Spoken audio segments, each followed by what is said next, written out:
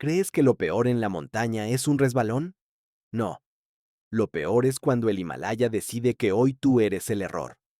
Aquí no compites contra altura ni frío. Compites contra una máquina gigante que no siente nada y que tritura vidas con la misma calma con la que cae la nieve. Hoy verás 10 lugares que ponen los nervios a prueba, y el número 10 es una tradición tan extrema, tan lógica para ellos, que te va a cambiar la forma de mirar la muerte. Respira hondo. Empezamos donde el miedo llega antes que la caminata. Cualquier viaje al Everest no arranca con el primer paso en el sendero, sino con un vuelo que muchos llaman billete de ida. Bienvenido al aeropuerto Tenzing Hillary, más conocido como Lukla. Este sitio aparece una y otra vez en listas de los aeropuertos más peligrosos del planeta, y no por dramatismo. Aquí, el margen de error es casi cero. Imagínate dentro de un avión pequeño, de esos que vibran como si fueran de papel.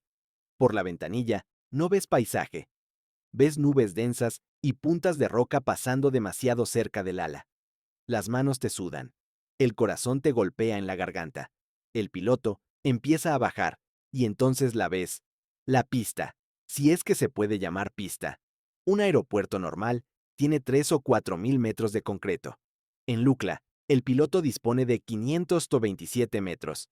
Es ridículamente poco, como intentar aterrizar sobre un portaaviones. Pero aquí no hay mar alrededor. Hay montaña, y la longitud ni siquiera es lo peor.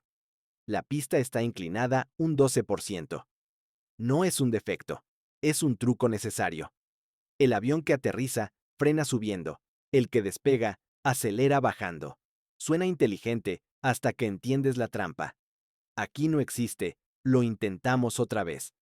No hay un circuito para dar la vuelta. No hay segunda aproximación, cómoda. Encima, Lukla no te da tecnología para esconderte detrás. No hay aterrizaje automático que te salve. No hay piloto automático. Aquí mandan las manos del piloto, sus ojos y su sangre fría. Y en montaña, el viento puede aparecer en segundos, como una bofetada lateral que arruina cualquier cálculo. Mira el diseño. A un lado de la pista hay una pared de roca, una muralla literal. Al otro lado hay un vacío que cae hacia el valle, una caída brutal que se pierde en la niebla. Si no frenas a tiempo, te comes la montaña. Si al despegar no ganas velocidad en el momento exacto, no te quedas corto, te caes. Y el clima aquí es un tipo de crueldad aparte. Puede haber sol perfecto, y 10 minutos después, una niebla espesa borrar el aeropuerto como si alguien apagara el mundo. Por eso miles de personas se quedan atrapadas días, a veces semanas, esperando una ventana en el cielo. Porque volar a ciegas aquí no es valentía, es sentencia. Lo más fuerte es lo que entiendes antes incluso de ponerte la mochila. El Himalaya no perdona la confianza. Aún no has pisado un sendero, y tu vida ya colgó de una pista corta, una pendiente y un abismo. Si piensas que, después de aterrizar en Lukla, lo peor ya pasó, te estás engañando para poder respirar. Porque apenas bajas del avión, el Himalaya cambia de método. Ya no te asusta con altura y metal. Te atrapa con piedra y carretera. Bienvenido a la carretera del Karakorum, una ruta que en folletos llaman la octava maravilla del mundo. Los locales le tienen otro nombre, mucho más honesto: la carretera construida sobre huesos. Es la autopista internacional asfaltada más alta del planeta. Y no es una frase bonita. Su altura se siente como un golpe físico. Estás a casi 4.700 metros sobre el nivel del mar. El aire es tan fino que a un cuerpo no adaptado le basta con bajarse del vehículo para marearse. Pero tu cabeza no gira solo por falta de oxígeno. Miras por la ventana y ahí está el verdadero problema. A medio metro de la rueda empieza la nada. No hay barandas, no hay quitamiedos, no hay seguridad. Solo una franja estrecha de asfalto, un borde de grava y un abismo que cae hacia un río glaciar que ruge muy abajo. Y lo más duro es saber lo que costó esa carretera. La construyeron durante 20 años, de 1959 a 1979. Obreros pakistaníes y chinos Se metieron en la roca con dinamita y herramientas básicas, como si le estuvieran arrancando un secreto a la montaña. La montaña no quiso. Se defendió. La estadística suena a parte de guerra. Más de 800 trabajadores pakistaníes y unos 200 chinos murieron durante la obra. Piénsalo un segundo. Casi una vida por kilómetro. Conduces sobre un memorial gigante. Pero aquí el pasado no es lo peor, porque el peligro sigue activo. El Karakorum atraviesa una zona de fallas tectónicas vivas. Estas montañas no son paisaje, son un mecanismo en movimiento. Crecen, se agrietan, se desprenden. Los derrumbes no ocurren una vez al año, ocurren todo el tiempo. Rocas del tamaño de un coche caen sin aviso, como si el cielo soltara golpes. Y cuando el Himalaya decide cerrar una carretera, no la corta, la borra. En 2010, un deslizamiento gigantesco cayó en el valle de Hunza, sepultó una aldea y bloqueó el río. Nació un lago enorme y el agua se tragó kilómetros de ruta. Durante un tiempo, cruzar esa zona significaba meter vehículos en barcas de madera, flotando sobre agua helada, con el riesgo de volcar en cualquier momento. Hoy hay túneles y desvíos, pero el miedo se queda, porque el problema no era ese derrumbe. El problema es que el siguiente puede caer mañana. Los camioneros que trabajan ahí parecen de otra especie. Conducen camiones pesados, pintados con colores brillantes, pegados al borde del vacío, como si estuvieran estacionando en un supermercado. Un giro mínimo de volante, un freno que falla en una bajada larga, un desprendimiento repentino, y el vehículo desaparece. Nadie va a bajar a buscarlo. Los esqueletos oxidados que se ven abajo entre rocas no son accidentes, son señales permanentes. La carretera es hermosa, sí, pero es una belleza con cuchillo. El paisaje puede ser lo último que veas. Y ahora que ya entendimos algo clave, que el Himalaya no necesita altura para matarte, le basta con el camino. Vamos a subir otra vez, porque en la siguiente parada, el miedo ya no es si caes. Es como demonios alguien construyó algo ahí arriba, y por qué llegar hasta ello se siente como un pacto. Ahora, subimos a un lugar que parece sacado de fantasía, pero es absolutamente real. En Bután, existe un sitio que, cuando lo ves en fotos, tu cerebro se niega a aceptarlo. Paro Taktsang, el monasterio conocido como el Nido del Tigre. Imagínate una pared de granito casi vertical, no una montaña bonita, sino una muralla que cae al vacío. La roca se eleva unos 900 metros sobre el fondo del valle, y ahí, en una repisa mínima, como pegado con las uñas, cuelga un complejo de templos. No está construido, parece suspendido. Da la sensación de que un golpe de viento fuerte podría despegarlo y lanzarlo al abismo. La leyenda explica lo imposible con mística. Dicen que en el siglo VI, el gran maestro Padmasambhava llegó volando, montado sobre una tigresa, su discípula transformada, y meditó en una cueva durante 3 años, 3 meses, 3 semanas, 3 días y 3 horas para someter a los demonios del lugar. Por eso el nombre. Suena hermoso. Hasta que estás abajo, levantas la cabeza y la belleza se convierte en miedo primitivo. Porque para llegar, no hay funicular, no hay ascensor, no hay camino turístico cómodo. Solo tus piernas y una senda estrecha, retorcida, tallada en la roca. La subida te toma de 2 a 3 horas de esfuerzo continuo. El aire se vuelve más fino. Te cuesta respirar. Y lo peor, llega justo cuando crees que ya lo tienes. Cuando estás cerca, el sendero se corta y te enfrenta a un barranco. Abajo ruge una cascada. Para entrar al monasterio, tienes que bajar una escalera de piedra hacia la sombra húmeda, cruzar un puente angosto sobre el agua que cae con fuerza, y luego volver a subir por peldaños igual de empinados. Y con el vacío ahí, al lado, sin la seguridad que tu cuerpo pide cuando mira hacia abajo. Un paso en falso, una piedra mojada, un mareo, una distracción. Y no hay segunda toma. Y como si la altura no bastara, el nido del tigre tiene otra herida. El fuego. Ha sufrido incendios varias veces.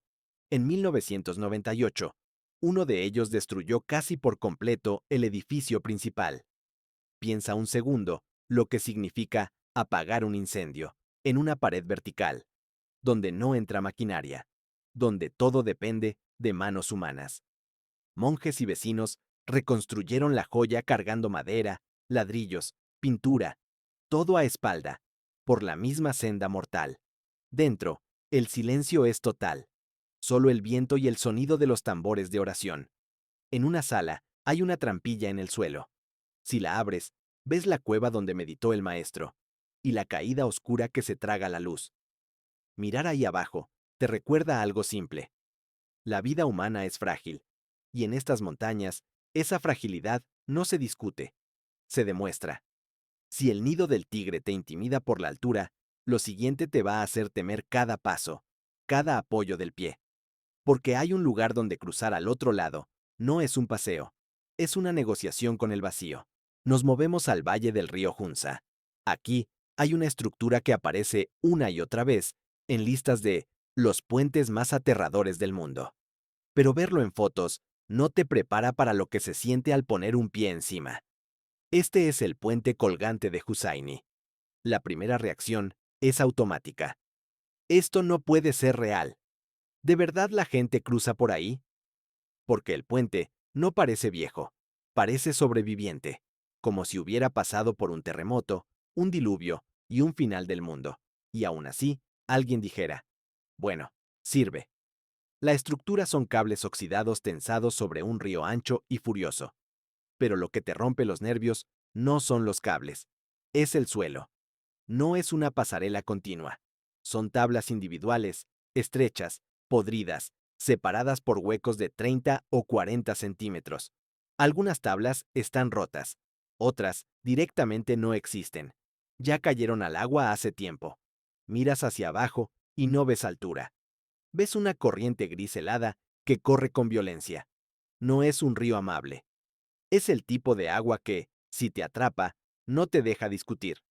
Y cuando pisas el puente, pasa lo peor. El puente despierta. Empieza a moverse con cada paso. Se balancea, tiembla, se estira como si respirara. Si sopla el viento famoso de estas montañas, el puente se convierte en un columpio gigante. Tus piernas se tensan solas, tus manos se clavan en los cables fríos que hacen de baranda. Pero baranda es una palabra generosa. Son cuerdas duras, ásperas, sin promesa de nada. Cruzar esto te exige un tipo de concentración que no conocías.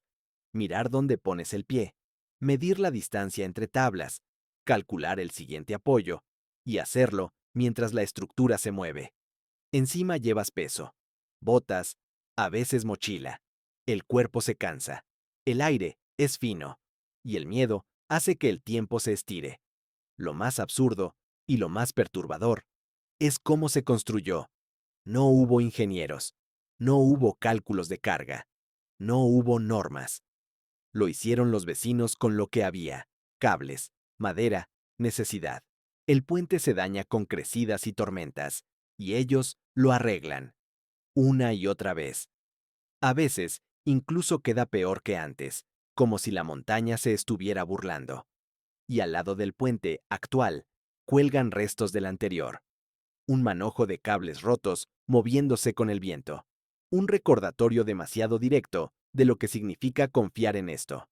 Ahora, el detalle que te quiebra la lógica es ver a los locales. Para un turista, este puente es un reto.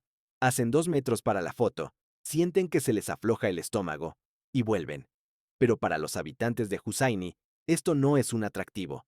Es el camino al mercado, a casa, a la escuela. Puedes ver a una mujer cruzando sin agarrarse, con una cesta enorme en la cabeza. Puedes ver niños corriendo, saltando huecos como si jugaran a rayuela, como si el vacío fuera un detalle menor. Ahí entiendes algo que duele. En el Himalaya, la seguridad no siempre existe como opción. A veces la vida diaria se construye encima del riesgo. Y si aquí el miedo viene de un paso en falso, lo que viene ahora es peor, porque no depende de tus pies, depende del cielo, de un cambio de clima tan brutal que convirtió una peregrinación en una fosa común y dejó las pruebas a la vista para cualquiera que se atreva a mirar. Subimos a los Himalayas indios, a más de 5.000 metros de altura, donde el aire ya no se siente como aire. Ahí arriba hay un lago pequeño, glaciar, discreto en el mapa. La mayor parte del año Está cubierto de hielo y parece un punto blanco sin historia. Pero una vez al año, cuando el sol abre una grieta en la nieve, el lago muestra su secreto. Los locales lo llaman el lago de los esqueletos. Y no es una exageración para asustar turistas. Imagínate acercarte a la orilla. Te agachas, miras el agua helada, transparente, y ves el fondo cubierto de huesos humanos, cráneos, costillas, fémures, mezclados con piedras como si fuera un campo sembrado de muerte. Hay cientos. Los registros hablan de más de 500 cuerpos. Algunos están tan bien conservados que aún se distinguen restos de piel, mechones de cabello, fragmentos de tejido. La primera pregunta te golpea como un escalofrío. ¿Quiénes eran? ¿Cómo termina una cantidad así de personas muertas en un lugar donde no hay carreteras, no hay aldeas, no hay nada? Durante décadas, este sitio fue una pesadilla para los habitantes y una obsesión para científicos. Las teorías se disparaban. ¿Un ejército perdido? ¿Un sacrificio masivo? ¿Una secta? ¿Una epidemia? La verdad resultó más aterradora que cualquier leyenda, porque no tiene villano humano. Cuando se analizaron los cráneos en detalle, apareció un patrón imposible de ignorar. Casi todos tenían fracturas en la parte superior del cráneo, golpes profundos y similares. También había lesiones en hombros y brazos, como si la gente hubiera intentado cubrirse en el último segundo. Y el tipo de impacto no parecía de espada, ni de piedra lanzada a mano. Parecía un golpe desde arriba, repetido, brutal, con objetos redondos y duros. Entonces, encajó todo. No fue guerra, fue cielo. Alrededor del año 850, una gran comitiva de peregrinos quedó atrapada en esa cuenca de montaña, y el clima cambió sin avisar. Pero no llegó una tormenta normal. Llegó algo que en campo abierto es una sentencia.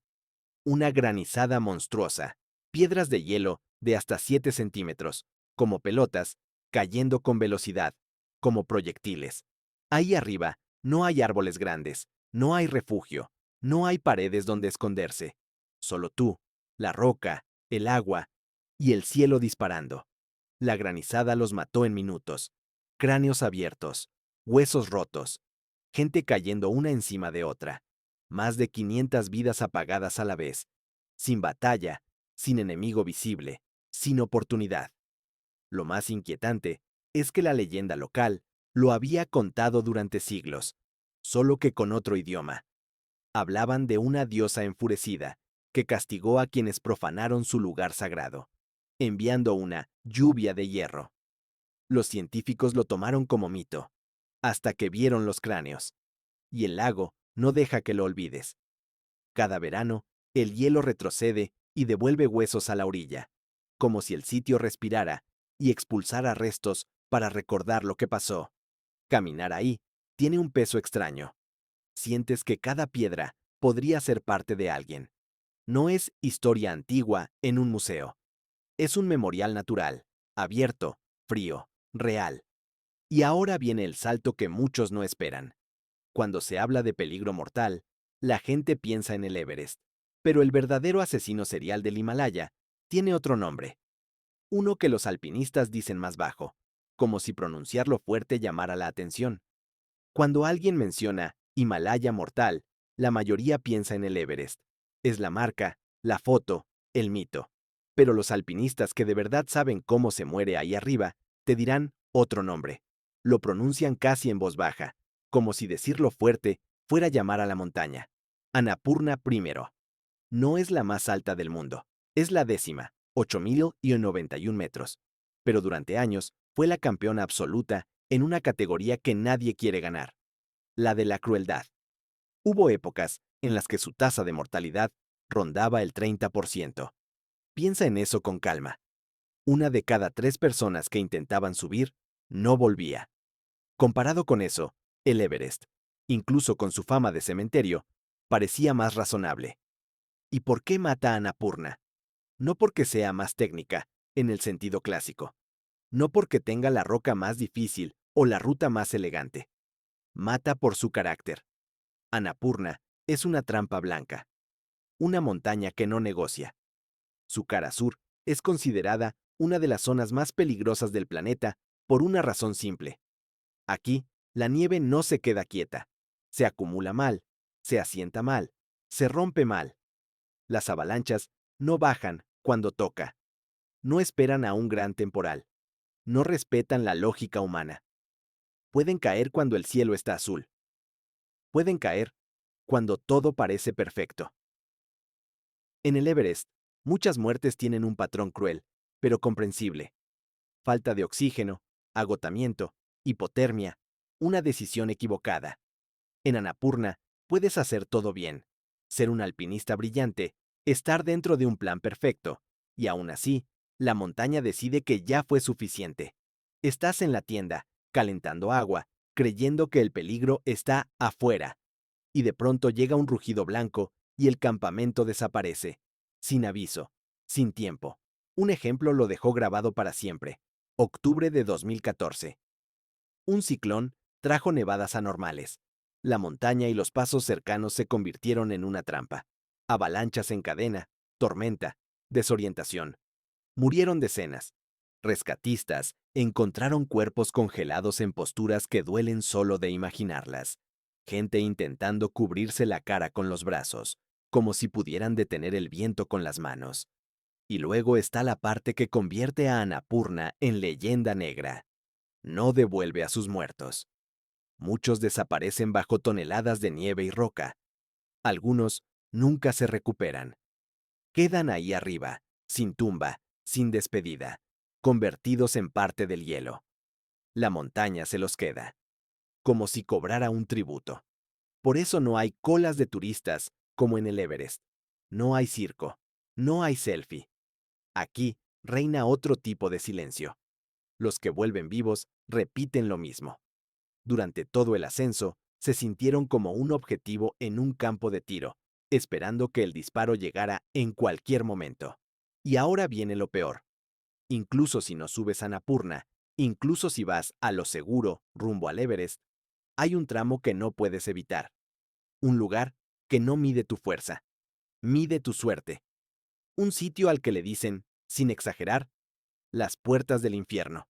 Para llegar a la cima del Everest, hay un lugar que no puedes rodear. No puedes pagar para saltártelo y no puedes controlar. Los alpinistas lo llaman con un nombre simple y horrible: la cascada de hielo del Khumbu, las puertas del infierno. Imagínate un río de hielo congelado, pero que sigue moviéndose. No es un glaciar tranquilo, es una masa viva que fluye montaña abajo bajo su propio peso, aproximadamente 1 metro por día. Eso significa que el paisaje cambia constantemente. Lo que ayer era un suelo firme, hoy puede ser una grieta abierta. La pared de hielo por la que pasaste esta mañana puede colapsar esta noche. Y el Khumbu no es un camino, es un laberinto de pesadilla. Torres de hielo del tamaño de edificios, bloques inclinados en ángulos imposibles, grietas negras que se tragan la luz, de hasta 50 metros de profundidad. Seracs colgando sobre tu cabeza como dientes de un animal gigante. Todo cruje. Todo se queja. El hielo habla con chasquidos y golpes secos. Los alpinistas lo comparan con un campo de palomitas porque el glaciar estalla y revienta todo el tiempo. Aquí, el miedo no es psicológico, es matemático. Estás caminando bajo millones de toneladas de hielo que pueden decidir caer. Lo más surrealista es cómo se cruza este lugar. Para salvar las grietas, los sherpas montan puentes con escaleras de aluminio. Escaleras normales, como las de una obra. Las atan entre sí, 3, 4, a veces 5 tramos, y las lanzan sobre el vacío. Y eso se convierte en tu puente. Ahora ponte en tu cuerpo ahí. Traje grueso, botas pesadas con crampones, mochila, respiración corta por la altura. Y delante de ti, una escalera estrecha que vibra, que se hunde un poco con tu peso, colocada sobre una garganta negra. No hay barandas de verdad. A veces, solo una cuerda fina a los lados para agarrarte, y ni siquiera te da la sensación de seguridad. Te da la sensación de que estás siendo sujetado por un hilo. Das un paso. El metal tiembla. Los crampones rascan el aluminio y patinan un poco. El puente suena. Tu mente intenta no imaginar la caída. Un movimiento torpe. Enganchar un diente del crampón, perder equilibrio. y tu vida pasa a depender de una cuerda. Y aquí viene lo más cruel. Aunque seas perfecto, aunque tu técnica sea impecable, sigues sin controlar lo importante. Porque el Khumbu es una ruleta. No puedes domar un glaciar que se mueve. Solo puedes pasar rápido y rezar para que en ese momento no decida reconfigurarse. Por eso existe una casta de gente que vive más cerca del peligro que nadie. Los doctores del hielo. Sherpas que salen primero, cada madrugada, a revisar las escaleras, recolocar cuerdas y rehacer el camino si el glaciar cambió. Son los que pagan el precio más alto para que otros puedan soñar con la cima. En 2014, el Khumbu lo dejó claro de la peor manera. Un serac gigantesco colapsó de repente. La avalancha de hielo atrapó a un grupo de sherpas que transportaban cargas. Murieron 16. No estaban subiendo por gloria. Estaban trabajando. Y el glaciar los trituró sin aviso, como si fueran hormigas. Por eso la regla es casi religiosa. El Khumbu se cruza de noche, con frontal, cuando el frío mantiene el hielo más duro, más estable.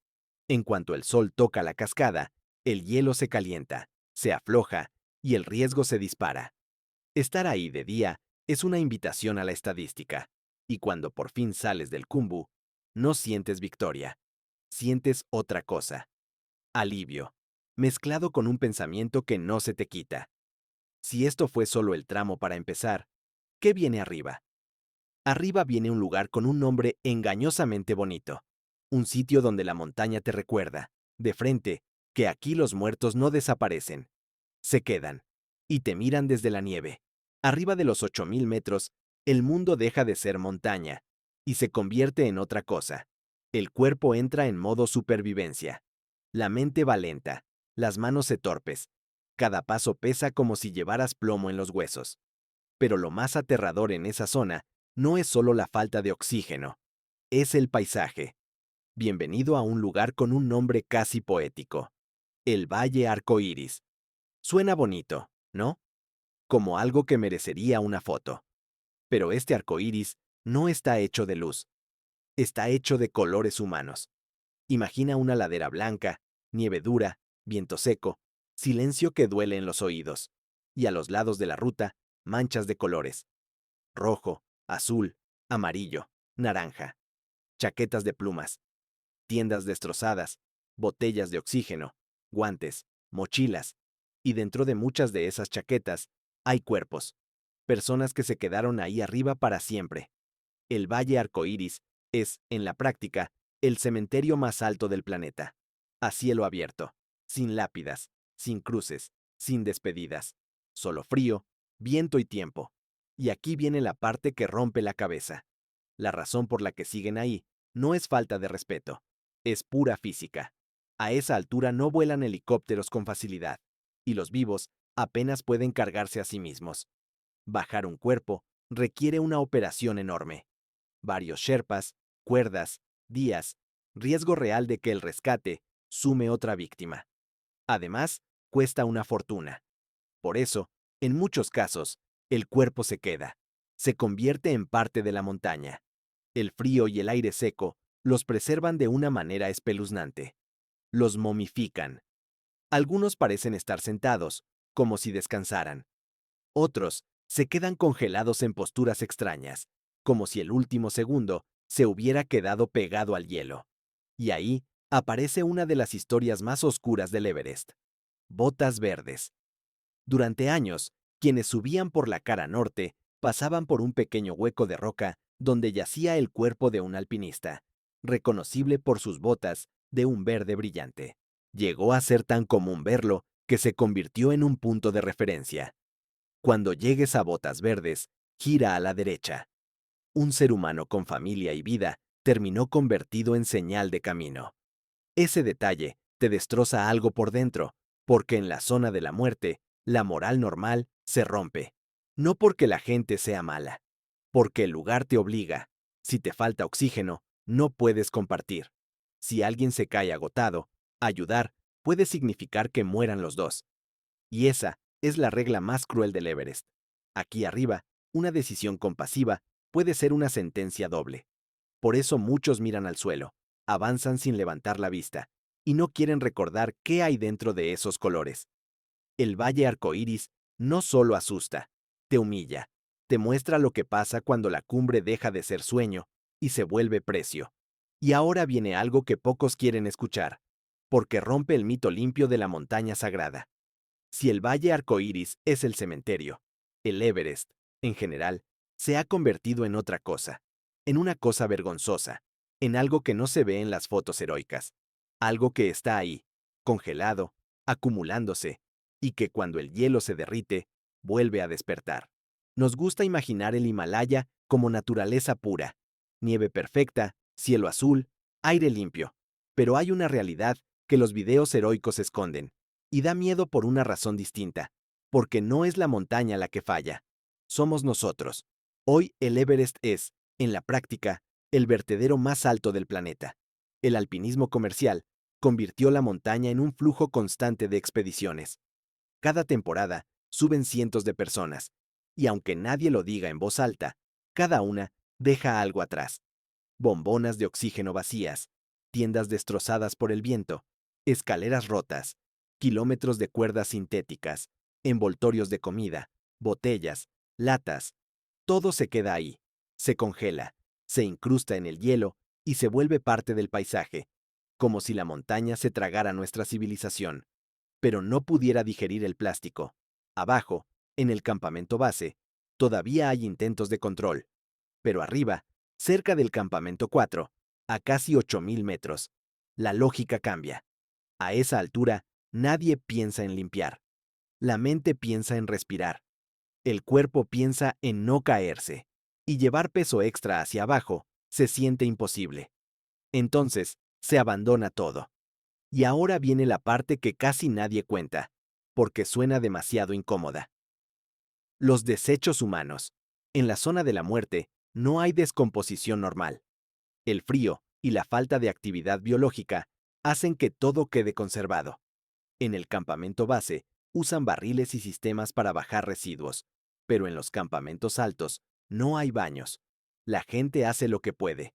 Hoyos en la nieve, bolsas, y muchas terminan enterradas en el hielo o desapareciendo en grietas. Con los años se acumula una cantidad absurda. Lo peor es el efecto dominó. Con el calentamiento global, los glaciares se derriten más rápido, y lo que estuvo guardado durante décadas empieza a liberarse. Ese material, basura, restos biológicos, incluso bacterias, puede bajar con el agua de deshielo hacia las rutas y valles. Es un tipo de contaminación que no se ve en una foto de cumbre, pero que existe. Por eso han intentado imponer reglas cada vez más duras. Depósitos que solo se devuelven si bajas tu basura, obligación de traer kilos de residuos ajenos, expediciones de limpieza donde los sherpas arriesgan la vida no para subir, sino para sacar chatarra congelada del hielo. Pero aún así, el problema ya es enorme. Y aquí está el golpe emocional. El Everest no solo mata, también guarda. Guarda cuerpos, guarda plástico, guarda nuestra suciedad. Y cuando el hielo afloja, la montaña la devuelve. Y con esto llegamos al último punto.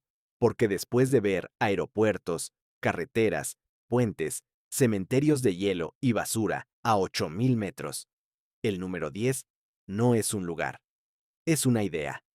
Una tradición que, para quien no nació allí, suena brutal, pero para ellos es el acto final de respeto. Aquí llegamos al punto que más choca a quien mira el Himalaya con ojos occidentales. No es una avalancha, no es una grieta, no es una tormenta, es una tradición, una despedida que, para muchos, parece horror, pero para quienes viven en estas alturas, es el último acto de compasión. Se llama entierro celestial. Estamos en el Tíbet y regiones del Himalaya, por encima de los 4.000 metros. Y aquí, la geografía dicta leyes duras. No hay bosques densos para reunir leña y hacer una cremación como en otros lugares. La tierra es roca y permafrost. Cavar una tumba profunda es casi imposible. Entonces, surge la pregunta que nadie quiere hacerse, pero todos enfrentan. ¿Qué haces con el cuerpo de alguien que murió? La respuesta es tan simple como inquietante. Se lo entregan al cielo. La ceremonia ocurre en lugares apartados, lejos de miradas ajenas. Al amanecer, la familia lleva el cuerpo envuelto en una tela blanca hasta una plataforma de piedra. No es un espectáculo, es un rito. Allí los espera el Rogyapa, el maestro funerario, el que realiza el trabajo que nadie más puede hacer, el desmembrador. Es una figura dura, pero respetada, porque sostiene el último tramo del camino. Y antes de que pase nada, ves la presencia más pesada del lugar. En las rocas alrededor ya están ellos. Cientos de buitres himalayos, enormes, inmóviles, atentos. Algunas aves tienen una envergadura cercana a 3 metros. No parecen animales, parecen sombras. El Rogyapa hace cortes para facilitar el proceso. Luego se aparta. Y entonces ocurre lo que al visitante le rompe el estómago. La bandada cae de golpe y cubre el cuerpo como una manta viva. No hay dramatismo innecesario. No hay crueldad teatral. Hay eficiencia. En 15 o 20 minutos, la carne desaparece. Quedan los huesos. Pero el rito no termina ahí. Los huesos se trituran con un mazo. Se mezclan con tezampa, harina de cebada y a veces con mantequilla de yak. Y esa mezcla también se ofrece a las aves. El objetivo es claro: que no quede nada, ni urna, ni ceniza guardada, ni tumba. El cuerpo se disuelve por completo en el ciclo de la vida. Y aquí está la clave que lo cambia todo. Para los budistas tibetanos, el cuerpo ya no es la persona. Es un recipiente vacío. La conciencia, la vida, ya siguió su camino. Aferrarse al cuerpo no tiene sentido. En cambio, convertirlo en alimento para otras criaturas se entiende como un último acto de generosidad. Un regalo final. Una forma de cerrar el círculo sin mentiras. Por eso, lo que para nosotros parece brutal, para ellos es una despedida lógica y hasta hermosa. El ser humano vuelve a la naturaleza sin dejar rastro, y las aves, que en su cosmovisión tienen un carácter sagrado, elevan simbólicamente ese último tránsito. Las autoridades intentaron prohibirlo en algunos periodos, llamándolo barbarie, pero la tradición fue más fuerte que los decretos. Hoy está protegido, y en muchos lugares está prohibido que turistas asistan o graben. No es para consumo, es un pacto íntimo entre la gente, la montaña y el cielo. Y después de ver esto, el Himalaya se entiende distinto, porque el mensaje final no es qué miedo da. El mensaje final es más incómodo. Aquí no somos dueños de nada, ni de la cima, ni del hielo, ni siquiera del final. En estas montañas, la vida es prestada, y la despedida también. Ahora la pregunta para ti: ¿qué te impactó más de todo el recorrido? ¿El Khumbu y sus escaleras sobre el vacío? ¿El valle arcoíris, donde los muertos se vuelven parte del camino? ¿O este último punto, donde el cuerpo literalmente regresa al mundo en minutos? Escríbelo en comentarios. Y si quieres más rutas donde la geografía y la cultura se vuelven inseparables, suscríbete y deja tu like.